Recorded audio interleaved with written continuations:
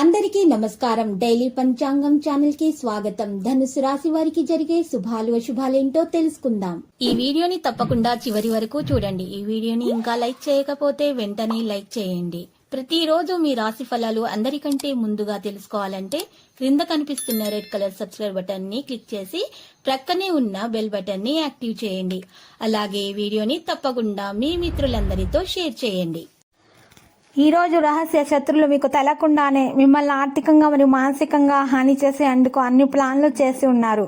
మీరు ముందే జాగ్రత్తగా ఉండండి. ఎవరిని గుడ్డిగా నమ్మకూడదు. మీకు మోసపోయే అవకాశాలు కూడా హెచ్చుగా కనిపిస్తున్నాయి.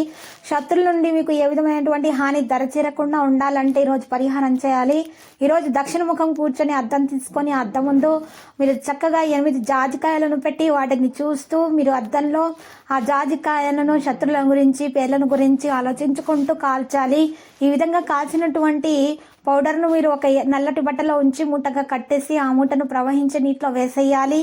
ఈ విధంగా చేయుట వలన మీకు దోష నివారణ జరిగి శత్రు నుండి ఎటువంటి హాని అనేది దరిచేరదు.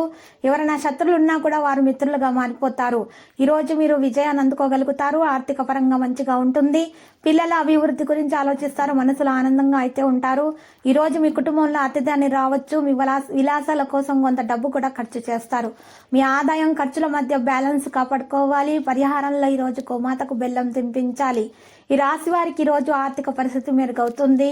మీ ఇంట్లో ఆనందం మరియు శాంతి కోసం అయితే ప్రయత్నించాలి. మీ మాటలను నియంత్రించవలసి ఉంటుంది. ఈ రోజు కుటుంబంలో కొన్ని శుభకార్యాలు జరిగే అవకాశం కూడా ఉంది. ఈరోజు మీరు మతం మరియు పని పట్ల విధేయతులుగా అయితే ఉంటారు. మీరు దాతృత్వం చేసే అవకాశాలను పొందుతారు. సమీప భవిష్యత్తులో మీరు పాజిటివ్గా ఆనందించేటటువంటి అవకాశాలు ఉన్నాయి. మీ పనులను క్రమ పద్ధతిలో నిర్వహించాలి. గుండెకు బదులుగా మెదడు యొక్క స్వరానికి రోజు ప్రాధాన్యత ఇవ్వవలసి ఉంటుంది. స్నేహితులు లేదా బంధువులతో చీలిక ఉంటే దాన్ని తొలగించడానికి ప్రయత్నించండి. మీకు మేలు జరుగుతుంది.